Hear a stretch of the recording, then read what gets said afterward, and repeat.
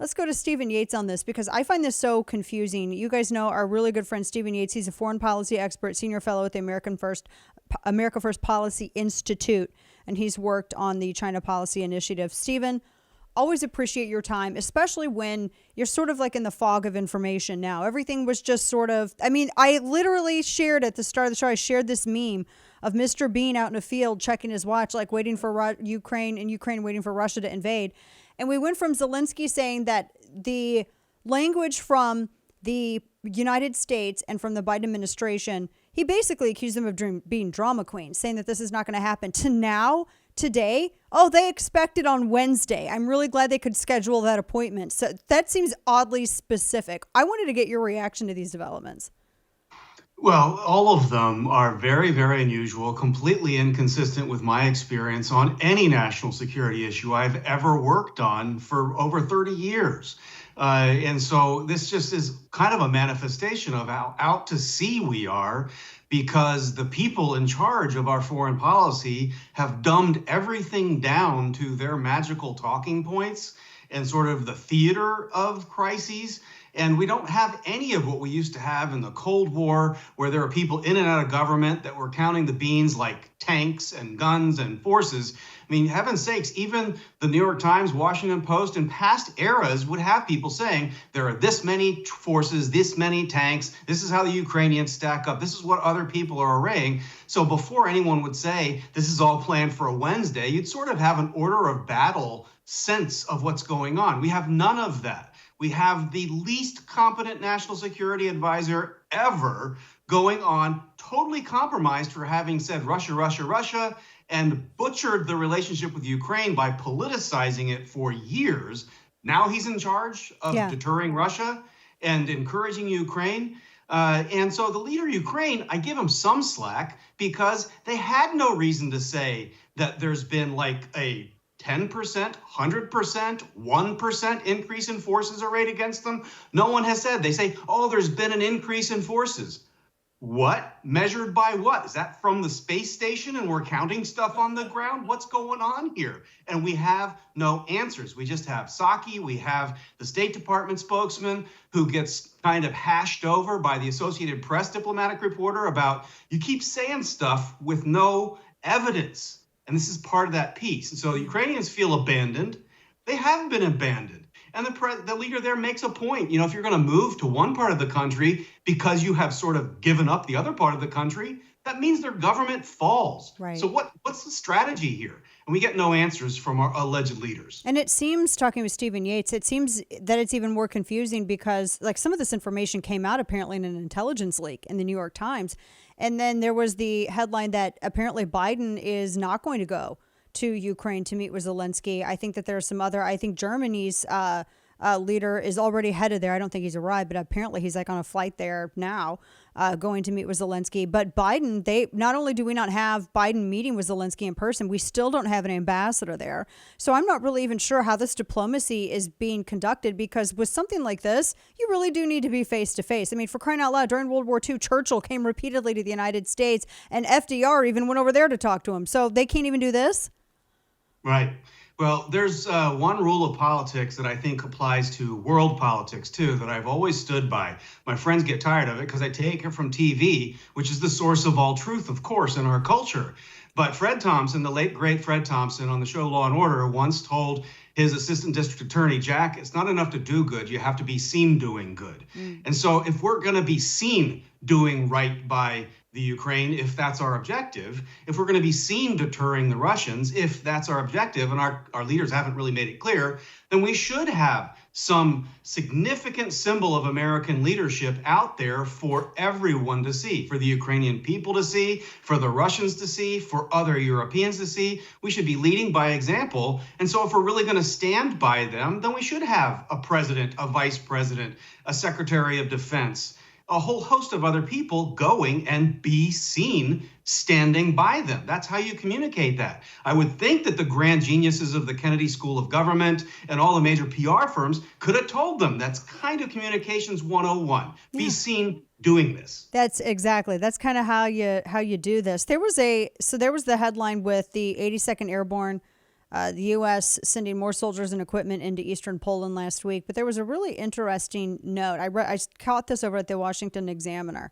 I mean, obviously, this is all about deterring Russian forces, but apparently none of the forces flew over Germany on their flight to Europe from Fort Bragg. They said the most direct route would have been from Fort Bragg to where they needed to go in Poland. You would have had all these dozens of C-17 transport flying in German airspace just north of Hamburg, but instead they went through Danish airspace 100 miles north, and then they had to kind of go back and angle south into Poland.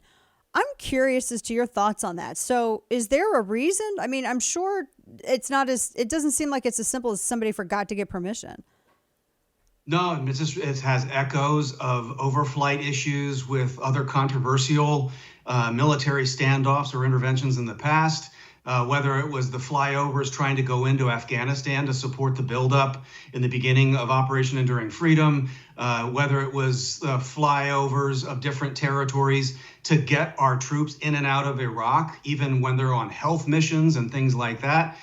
So this is not the indication of an ally who is helping. It's actually an example of an ally who is presenting obstacles, a negative drag on the situation. But again, if we really wanted to turn the tide, I think Americans are overwhelmingly against Americans shedding blood over this border dispute with Russia and the Ukraine.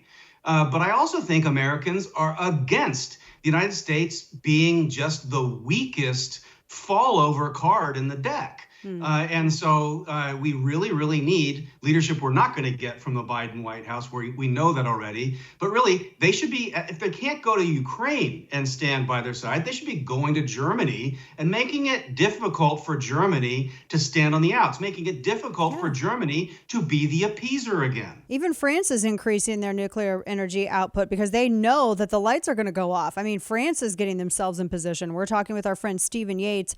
So, leaning on your foreign policy expertise, I wanted to ask you about this exchange that Sergei Lavrov had with Vladimir Putin. They had this like televised discussion on Russian television, and they were talking about diplomacy and whether or not certain things can be averted.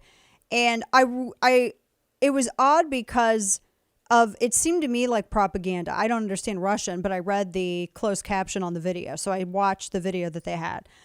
And it was weird because Lavrov wasn't contrasting with Putin, but it was like they were playing off of each other. Lavrov was saying to him, and this was a Reuters story, maybe let's like hold off on some of this a little bit. It looks like there's still some avenues for negotiations and diplomacy. And it almost, to me, it seemed as though they were doing this to set up this theater for the Russian people that, look, Vladimir Putin is doing everything he can, but the West is just baiting him into this conflict. And so he has to act to, keep Russians secure. That's what I took away from it. Because you honestly don't think that they would hold off of doing anything, do you? That to me just seemed like propaganda. Well, two things. I'm fairly certain that was a drama put on display to influence more than to inform. It used to be a caveat in intelligence reportings about sources that might not be giving you the latest breaking news that's been fact-checked. And so very likely it was meant to influence. I think I'm a little bit of an outlier from a lot of my friends in that Russia and Putin have been pretty clear about where their bottom lines were on a lot of this. They don't want Ukraine to be added into NATO.